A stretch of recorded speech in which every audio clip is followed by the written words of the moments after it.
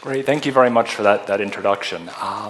And I'd also like to thank everyone here at SAR for this extraordinary opportunity and this extraordinary year, which has happily just begun, and I have 8 more months of basically unadulterated writing, scholarship, and inquiry, which is a truly once-in-a-lifetime opportunity. What I'm going to talk about today is the direction my project has taken. I thought today I'd talk in fairly general terms and outline a series of major themes which drive my work. I thought I'd share some images from the archives with people because as the kind of rare historian at SAR, I thought it might be interesting to show you the type of materials I work with, i.e. early modern handwritten documents. So let me begin with the genesis of this project. This project began and continues to be a very large-scale treatment of, I suppose, fundamentally issues of race in the Atlantic world. My primary interest, which drew me to this, and by the way, the Atlantic world is this construct which historians have been working with for about the past scholarly generation, which holds that the continents of the Americas, Western Africa, and much of Europe were in fact integrated into a fairly seamless whole during the early modern era. This has been an attempt to move past national histories, narratives which end with the American Revolution and Civil War, and suggest that the history of this vast region was more integrated than people have understood in the past. Within this Atlantic world, my project began as an attempt to analyze interactions between people of African ancestry and indigenous ancestry across the entire British Atlantic world. And that would be Britain itself, New England along the Atlantic coast, into the Caribbean, and large portions of Central and South America. As if that geographic construct wasn't enough, I decided that this project was going to cover the era from about 1550 to 1850. Happily, this project has moved along at a pretty remarkable pace. 2 years ago, I had the extraordinary privilege of having a Fulbright scholarship in London, where I got to spend the entire year immersed in the archives. Here's my collage of reader's tickets collected over the course of the year. While in Britain, where the majority of the primary source materials rest, I went to the archives every day for an entire year. I looked at 16 different archives. I analyzed materials that came in folios like this to give you an idea of what early modern historians work with. This is from the National Archives. I looked at papers that were created by military officials, colonial officials, legal documents, medical treatises, printed primary materials, which I'll show you in a minute, travelers' reports, the work of later anthropologists and explorers, diaries, personal letters, and what began to emerge is a remarkable picture. First of all, over the course of this year, I managed to capture over 50,000 digital images. And I think it's important to bear in mind how technology has changed the type of projects that historians and other scholars can attempt. And by this, I mean that with internet search engines, digital cameras, you can conceptualize and execute much larger chronological and geographical projects than you could have prior to the introduction of such technology. I probably wouldn't have even thought about attempting a project that looks at the majority of a hemisphere over 300 years if I couldn't have gone and taken these images. Here's an example of a document from middle 17th century Jamaica to give you an idea of the type of primary source material. St. Lucia, a few years later. This is a treaty with the Carib Indians. I'm not expecting that people are going to be able to read the text. I'm simply trying to show you the nature of the material. In the middle of one of the biggest slave rebellions in Caribbean history, Antigua, this is another treaty with Mosquito Indians who were brought in the hopes that they would alleviate the slave rebellion. This is something truly remarkable, which I'll come back to later. This is a legal investigation that was created in British Honduras in the 1820s. You can't quite see it, I'm sorry about that, but what it is, it's a family tree of Indian slaves, which is a truly remarkable document, which I'll talk about towards the end of my presentation. and occasionally graphic images. Here's a watercolor of the flag of the Mosquito Indians, very unsubtly emphasizing their alliance with the British. Other type of materials I looked at while collecting all of this stuff, printed primary materials, primarily at the John Carter Brown Library in Providence, Rhode Island, and the Huntington Library in Los Angeles. This is one of the most detailed early accounts of a British effort to settle in Guyana in the first decade of the 17th century. Here's a treatise on hurricanes from 1638, something I'll talk about later, the persistent European belief that indigenous people were able to forecast and then survive hurricanes in a way that Europeans and Africans couldn't. One of the great early first-hand accounts of Barbados from 1657, an English traveler, I suppose, who lived on a Barbadian sugar plantation a decade earlier and left a voluminous, highly detailed account of life in Barbados. And then more records from the Mosquito Territory, this one providing us with some statistics. Last year, after my Fulbright year, when I came back with my 50,000 documents, I returned to St. Louis and began the fairly heroic process of sifting through all of this material, organizing it, and I was struck, if not overwhelmed, by the richness of the material coming out of the Caribbean in this large Atlantic world, which I've just described. I, for example, found a tremendous amount of material relating to the life of a man who's been remembered as Indian Warner. Indian Warner was born in the 1630s. In all probability, his mother was a Carib slave, and his father was the British governor of St. Kitts. Warner lives with his father's people until he's an adolescent, at which point he returns to the Caribs. He becomes governor of Antigua with an official British commission. Carib-English relations eventually deteriorate, and he becomes an adversary of the English, and he becomes the leader of a large Carib war against the English. And in 1673, he's killed at the hands of his half-brother. And I found hundreds of pages which allow me to flesh out Warner's life and put to bed some of the ambiguities about his life, and a life which to me summarizes the 17th century indigenous Caribbean experience, caught between empires, issues of identity, slavery, and shaping the geopolitics of this region. I also found, by way of another example, say, a detailed account from the 1670s in Jamaica, in which the governor noted that every single plantation in the early English colony had any number of indigenous slaves and free people who were considered imperative to the island's security and maintenance. I also found enormously voluminous materials relating to diplomacy with the mosquitoes, Mosquito Indians, so I'll talk a bit about in a minute. I was anticipating finding a lot of material about the Black Caribs and mixed-race mosquitoes. This is what I was looking for. I was, however, completely blown away by the richness of the material about these people and then about other people, and then in places where I never would have anticipated finding a vibrant Indian life, like Barbados, Jamaica, Bahamas, in places like this.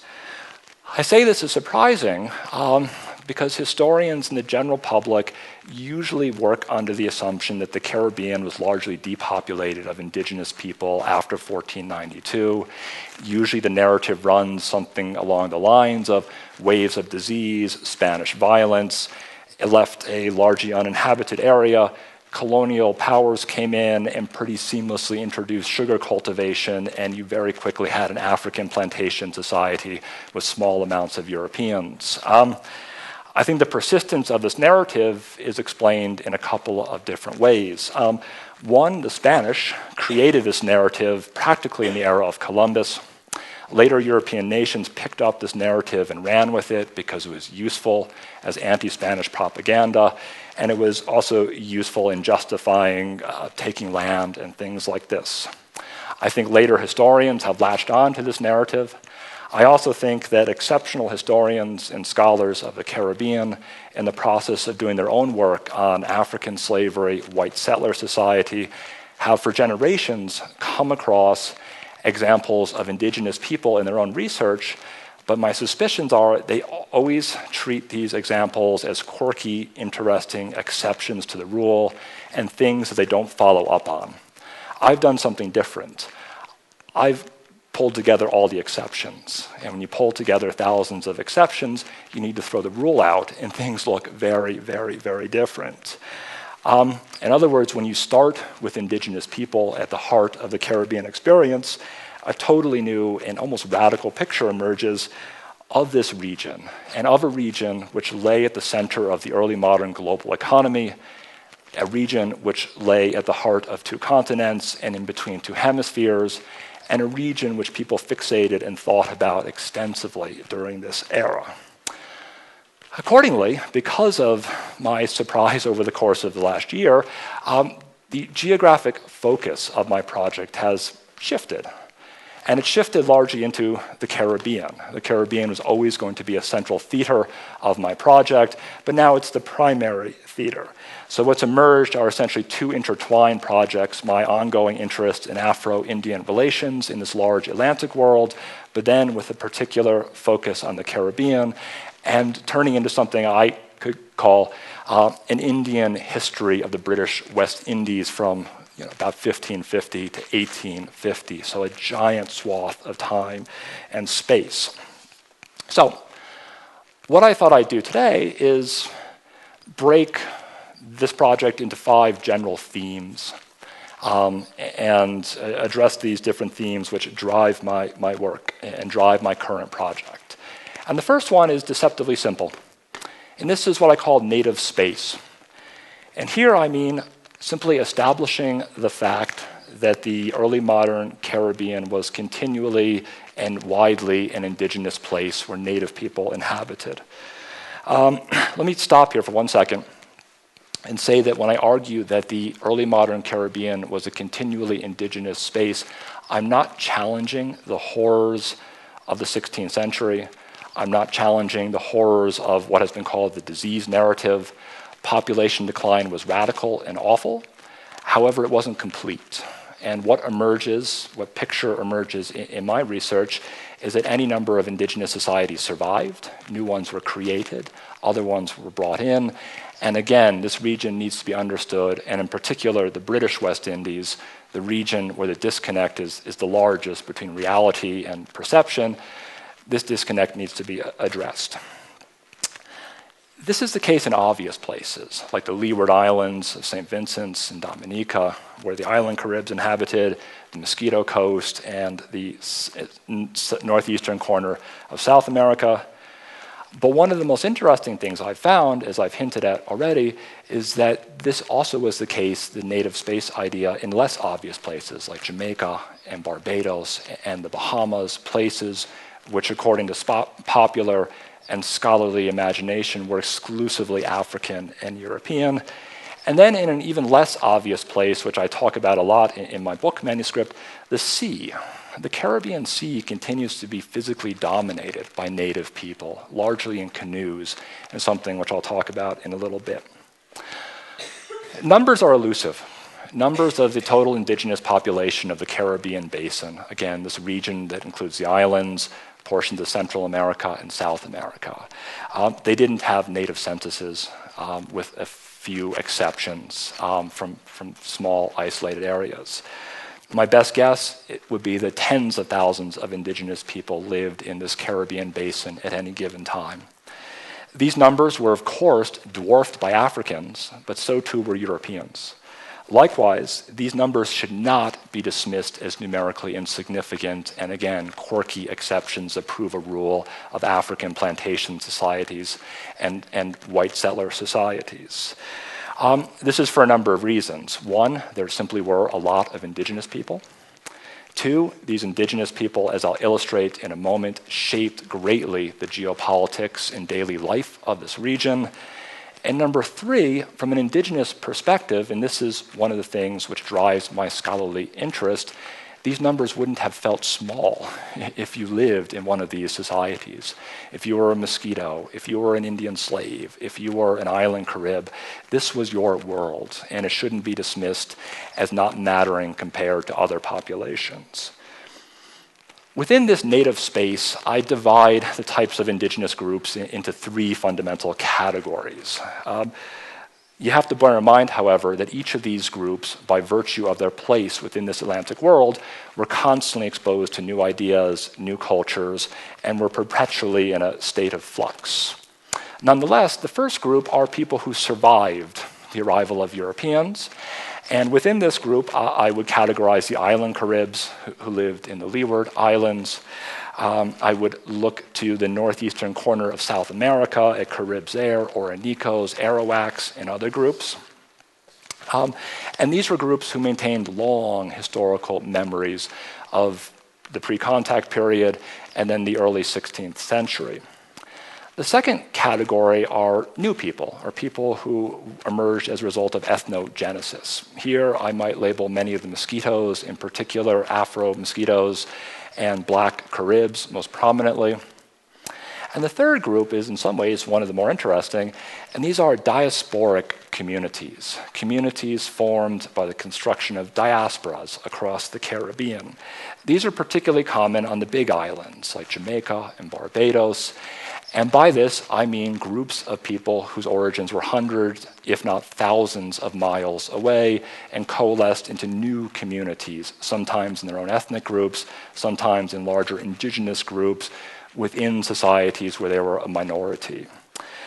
The most common way that people would find themselves living in a diasporic community was through slavery, something which I'll talk about later. Many thousands of North American indigenous people were enslaved in the Caribbean. Many of these came from New England. At least 50,000 southeastern North American indigenous people were exported for slavery, many of whom ended up in the Caribbean. Some were war captives, others were bought and sold. And these people, importantly, came from North America, what is today Mexico, Central America, and South America, meaning that this was an absolutely hemispheric phenomena, these diasporic communities. The second subcategory within diasporas is what I kind of clumsily call volunteers, or people who came willingly to different societies. These were indigenous diplomats, laborers, sailors, soldiers, pirates, merchants who could be found crisscrossing the Caribbean at any given time and coalescing in communities in different places. In the case of diasporas, I think a helpful conceptual tool to understand the dynamism of the early modern Caribbean is to picture indigenous people from across the hemisphere being almost sucked into the early modern Caribbean from its sheer economic and geopolitical force in the exact same way that Africans and Europeans were. They are sucked into this kind of vortex and find themselves navigating this world, but also impacting this world significantly. Likewise, all of these different communities obviously overlap. And let me use Kingston, Jamaica in 1750 as an example, a place which is meant to be overwhelmingly African and European. In Kingston in 1750, in this bustling port city, merchant city, you would find at the local boarding school the princes from the Mosquito Kingdom who were educated alongside English boys. You would find on every single ship, literally every ship in the harbor, merchant and naval, any number of indigenous sailors who would then come into the grog houses and the brothels. You would find Indian slaves being bought and sold quietly in the alleys, technically illegal, but something which persists. You would find Indian hunters, fishermen, militiamen coming into the city on any given day, and you'd find an array of Indian women working in homes, working in kitchens, and oftentimes suffering under what we would identify as sex slavery and concubinage. This would maybe be 3 to 5% to 10% of the population, but a noticeable percentage of the population in one of the Atlantic world's most dynamic early modern cities, and one which would have struck everybody, African, European, visiting, and indigenous. My next theme is geopolitics, what I call geopolitics, a rather sweeping idea. And by this, I mean indigenous people didn't just live in this world, they shaped it greatly. And I think this makes the project that much more important. And in short, indigenous people shaped the geography of empires, the shape of the English Empire, the shape of the Spanish Empire, and so on. They were economic actors who pursued their own economic interest adroitly and efficiently. They entered into diplomatic relationships. They were formidable military antagonists, highly coveted military allies, and they impacted on a daily basis life in this world. And let me give you some chronological examples. In the 16th and early 17th century, when indigenous people were still in many ways reeling from population decline and the impact of Spanish slave raiding, the first English began to appear into the Caribbean. They were, by and large, pirates, corsairs, would-be merchants, and indigenous people quickly sought to understand who these new Europeans were. They frequently met the English with hostility, but eventually, from what I can figure, and in the first chapter I've just worked through, came to understand that the English were potentially valuable trading partners and potentially valuable military allies against the Spanish, who continued to raid for slaves, and against other indigenous groups.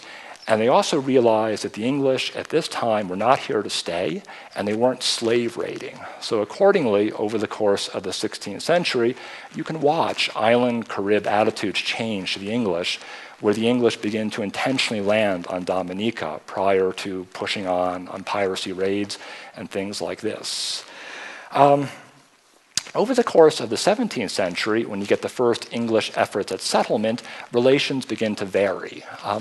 In the earliest period, two of the first English efforts to found colonies in the Caribbean, in Guyana and St. Lucia, they are brutally rooted out by the indigenous population when they feel as if the English who are here to stay are now a geopolitical threat. This changes, however, and there's no one catch-all pattern, but the example of Barbados, I think, is particularly informative in the early English settlement in Barbados. First of all, let me stop and talk about my theory, which I'm going to present in the book, about Barbados on the eve of English conquest, colonization. Barbados is largely uninhabited. That people don't necessarily dispute. However, from what I can figure, Barbados is being used, and it's being used very carefully up to the 1620s, and it's being used by the island Caribs, who live largely in St. Vincent and Dominica, which you can actually see from Barbados on a clear day. And what they're using Barbados for is that they are cultivating pigs. They have gotten a taste for pigs, which arrived with the Spanish. They barbecue them. It's the origin of the term buccaneer. They covet pig meat, highly efficient form of protein, but they also understand the potential destructiveness of pigs if not cultivated properly. If they become feral, they become large, they can root out and destroy agricultural produce. These are people who primarily eat gourds and things that live in the ground. And accordingly, they make this, I suppose, agricultural, environmental management decision to keep the pigs at arm's length in Barbados. And Barbados is largely empty of full-time humans. The pigs thrive, and periodically the island Caribs will send out hunting parties, and they will slaughter pigs and bring the meat back, and they'll do it again and again and again. One of the most interesting documents I found in relation to this comes from the middle of the later 17th century, when an English traveler interviews some grandchildren of the first Africans enslaved in Barbados. And this family of West African descendants, has a strong family memory of their great-grandfather, I guess, encountering a Carib hunting party, and a Carib hunting party in the 1630s coming to acquire the last vestiges of free-range Barbadian pigs. Nonetheless, 1627, Barbados is claimed by the English. For the first handful of years, Barbados struggles to find any form of a viable economy. It's not a crown colony. In the first couple of years of the 1630s, a few dozen South American Arawak Indians arrive. And these few dozen South American Arawak Indians are tremendously informative and talk a lot about the geopolitics of this region. They are conversant in any number of agricultural technologies, and in particular, they know how to cultivate tobacco and sugar. They promptly teach the English how to cultivate these things. If you fast forward a generation or two, this will be the heart of the Barbadian economy. That's interesting and important, but also why the Arawaks wanted to come. They will be enslaved in short order, which they obviously don't know. They are betrayed, and their descendants will live on in slavery, will be joined by more Indian slaves, diplomats, and people who will shape Barbadian history. These Arawaks, however, were the children of Arawaks who had signed a treaty, an alliance with Sir Walter Raleigh of Virginia fame in the 1590s in Guyana. And these Arawaks regarded themselves as English allies in a process of historical memory which would actually last for 200 more years. Their great-great-great-grandnephews will be telling this story in Guyana in the early 19th century. This was one motive for their trip to Barbados. Another one was their really fascinating historical memory, that they believed that Arawakian people, their ancient descendants, had at one point settled these islands in the Caribbean, and they felt as if they weren't just making an imperial alliance, they were also returning to their what was essentially ancestral homeland. Either way, I think this example should give a very clear opinion of the impact that indigenous people had in this early stage of English colonization. Jamaica, as well, is another good example. Jamaica is acquired by the English in 1660 after the Western design, and Jamaica does not emerge as a plantation society for over a generation. In the intervening period, Jamaica is largely devoted to hunting, small-scale agriculture, efforts to import cacao, and all of these things require indigenous people. And the historical record from Jamaica is tremendously rich in its early indigenous population. Not only do the plantations all have indigenous people living there, but there is a full-blown indigenous militia of over 200 men who are considered imperative to the island's defense all the way into the 18th century, again demonstrating geopolitics.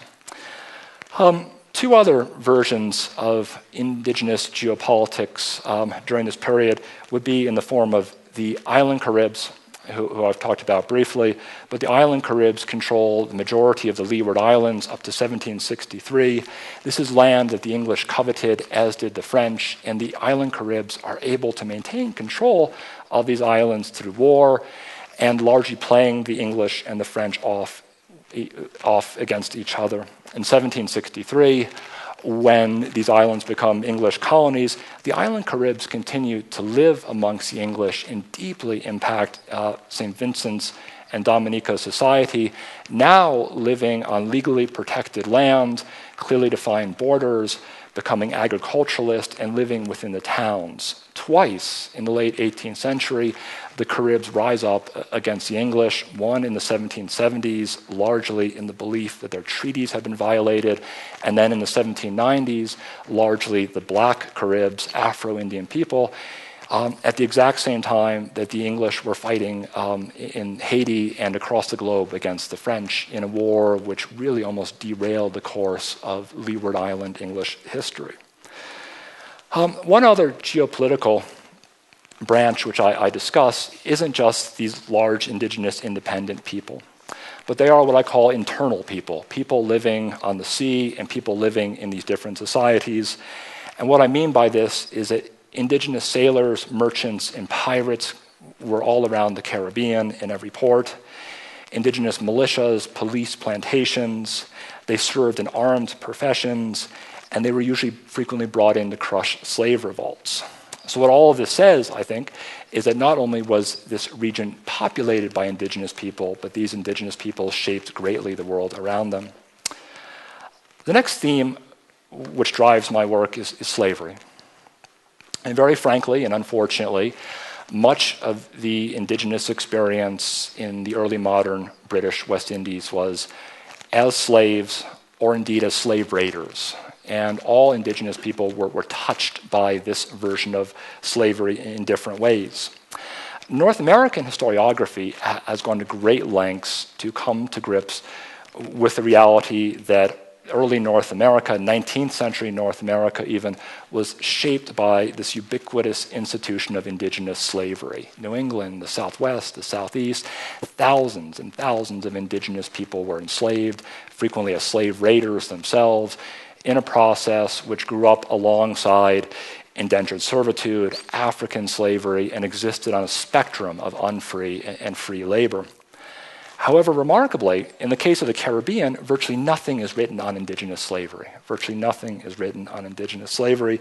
And this is remarkable because from what I can figure, tens of thousands of indigenous people were enslaved in the Caribbean at any given time between the 1620s and the 1850s in an institution that touched every island, every colony, the periphery, and it grew up alongside that of African slavery. Built on Spanish precedents, the Spanish enslaved hundreds of thousands of indigenous people, and English ideas about who was fit for slavery, who wasn't, as well as traditional indigenous practices of captive taking and incorporation, Indian slavery begins to flourish with Barbados, which I've just discussed, spreads to Providence Island, moves to Jamaica, Nevis, Montserrat. In the 18th century, it expands into places like British Honduras, across the Leewards, into Trinidad and Guyana in the 19th century. And as I've suggested, it actually outlives African slavery, with the last references I've found in the 1850s, about 20 years after the abolition of African slavery.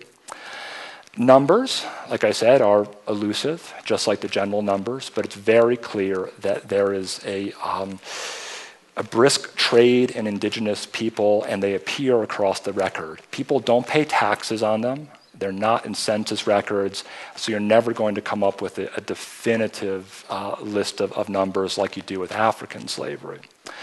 Nor does pointing out the existence of indigenous slavery undermine the horrors of African slavery. These two institutions existed alongside each other, were part and parcel of these same questions of how race and labor intersect each other in the early modern world.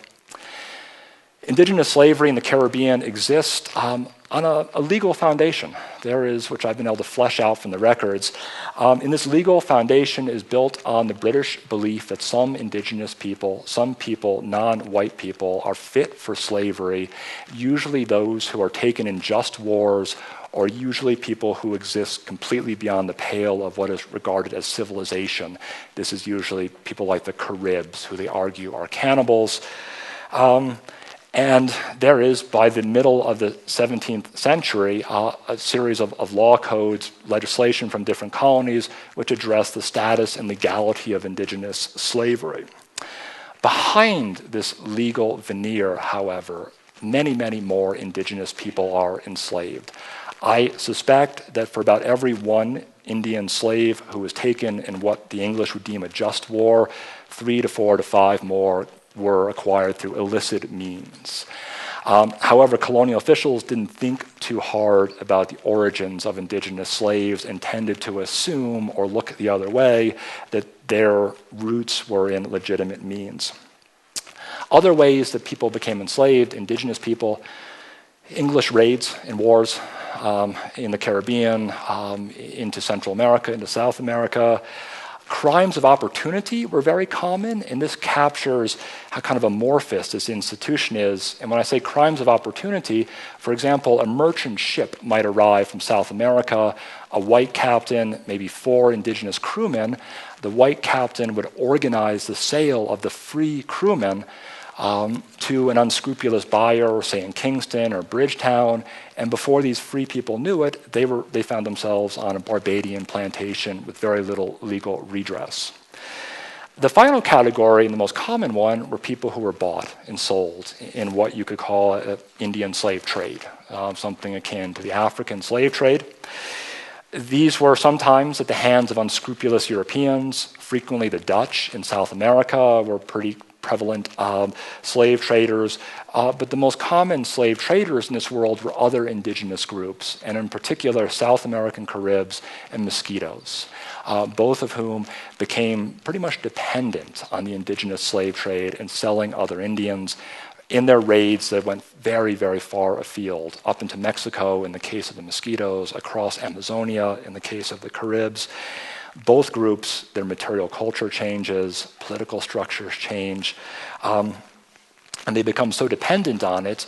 By way of example, in the second decade of the 19th century, I found this remarkable example from Demerara, which will become part of Guyana, in which the British governor summons a Carib leader to visit him, and he attempts to talk him out of Indian slave raiding.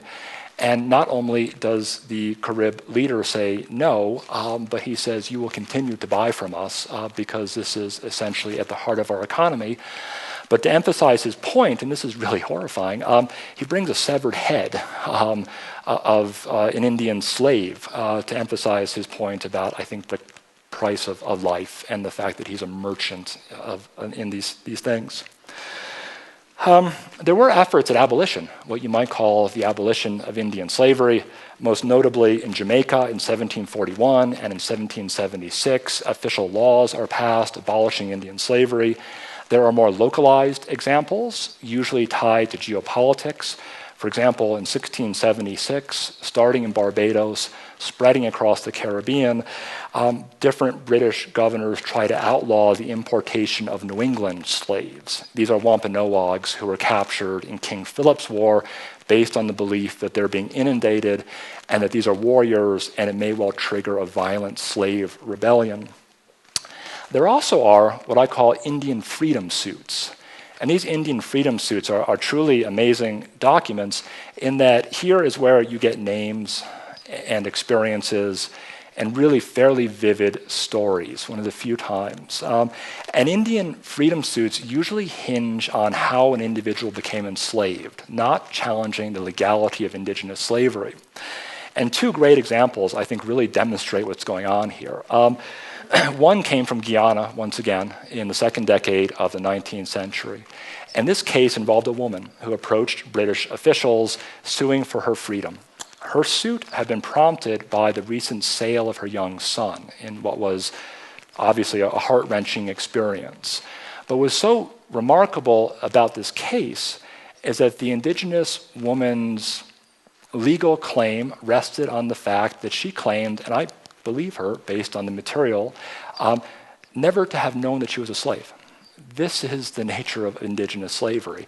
She lived presumably on a plantation, working largely in a domestic capacity, perhaps in a concubinage role with the man who she was now suing, perhaps the father of the child, and she knew what slavery was. She lived in perhaps the most over-the-top slave society of the 19th century, Guyana, and she associated that with Africans in the field, working in these brutal conditions, and she didn't understand how she could be a slave, and this was news to her. She couldn't provide documentation, and she remained enslaved, and her son was tragically taken from her. The other great example, and relates to the document I showed you earlier, came from British Honduras in the 1820s. British Honduras is the modern-day nation of Belize. British officials became aware that dozens of indigenous people were enslaved by the English.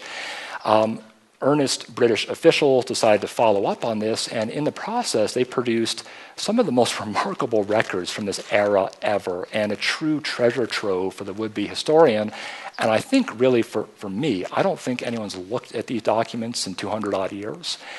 And what happened in the course of what morphed into basically an indigenous class action freedom suit, all of these indigenous people sued for their freedom.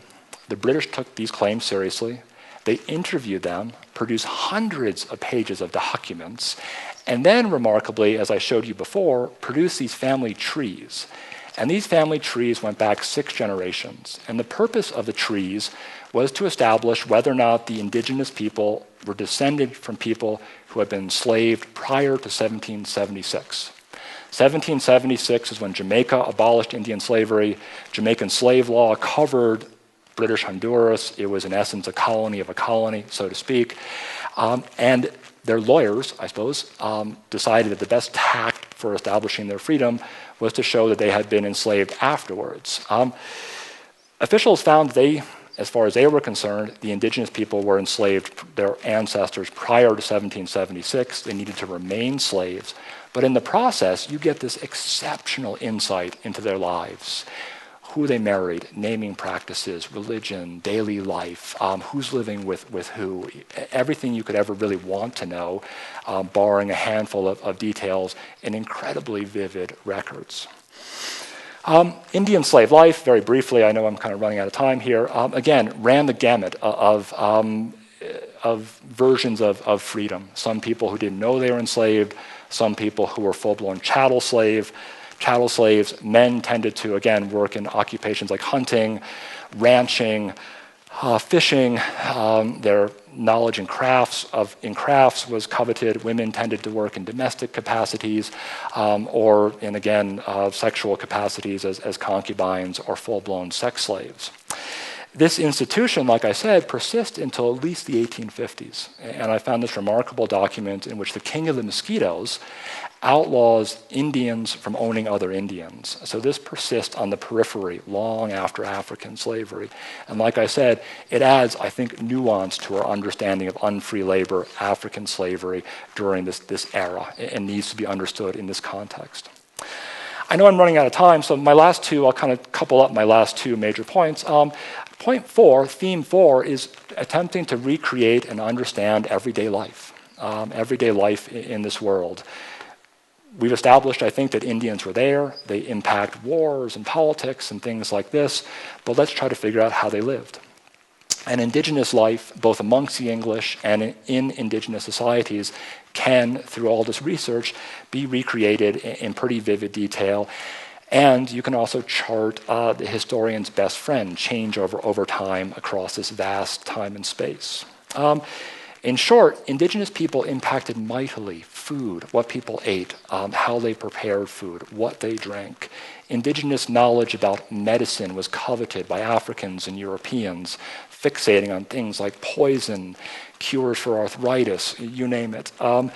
The Indigenous understanding of the natural environment was in the form of hurricanes, like I suggested before, something which people coveted understanding.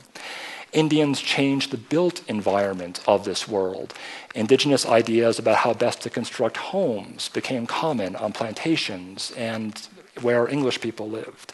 Englishmen and Africans slept in hammocks. They burned particular fires at night to keep mosquitoes away, all things they learned from Indigenous people. The canoe is something which I'm fixated on and weaved in and out of my broader manuscript.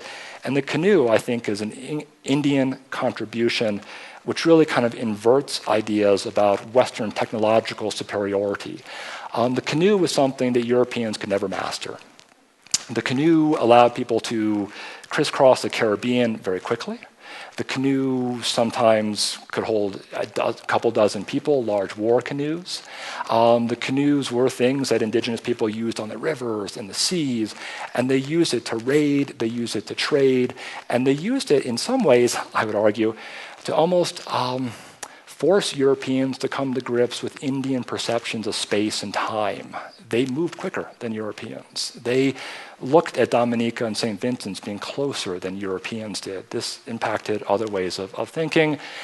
And these Indigenous canoe-based raids did things like they came at full moon, so they also inverted European understandings of time to Indigenous understandings of when you attack, when you raid, when you pull back, and they changed cyclical natures of time. Indigenous societies, as I suggested, were also impacted mightily. Material culture changed, sometimes in the case of the slave raiding societies drastically, guns, alcohol, sometimes in the case of largely independent societies like the island Caribs, mixing and matching some European goods with traditional native ways of doing things. You got a shift towards more centralized authority in some of these Indigenous societies, largely as a way of meeting European encroachments. Economic changes, the shift towards agriculture amongst Caribs later, the shift towards slavery, obviously impacted Indigenous society and shaped things like gender and native hierarchies. And you had, of course, changes in language and religion, especially in the later 18th and early 19th century. My final main point is kind of finishing where I started, and that's Afro-Indian relations. And as you can probably guess, Afro-Indian relations abounded in this world, and in the most interesting ways imaginable. They clearly occurred on a daily basis. in the middle of Jamaica and in the Mosquito Coast and in South America. They ran the gamut of conceivable outcomes, from hostile to benevolent, to mutually advantageous, to antagonistic, to family formation, community formation, the creation of new people. They led to the creation of new cultures and new people, in the case of the Black Caribs and individuals like this. And they contributed to the larger social fabric of the broader Caribbean. In conclusion, I think quite simply, what all of this means is that the early modern and 19th century Caribbean should be understood as a tri-racial society. Historians and anthropologists have done heroic work on looking at the impact of Africa and Europe and slavery and white settler society, but have largely pushed to the margins, at best, indigenous people. I'm suggesting, forcefully, I feel like, that across this time and space, indigenous people were major actors, not just in numbers, but also in influence. This, as far as I'm concerned, changes greatly how you understand the mechanics of society, how you understand the making of race and culture, questions of identity, how laws are made, military engagements, geopolitics, and combined with my ongoing interest in Afro-Indian relations in this larger Anglo-Atlantic world, fundamentally adds a major component to a world which is frequently presented in binaries, black and white binaries. And by adding this tri-racial element and really richly exploring the nature of this, we have something fundamentally different. And on that note, I will say thank you.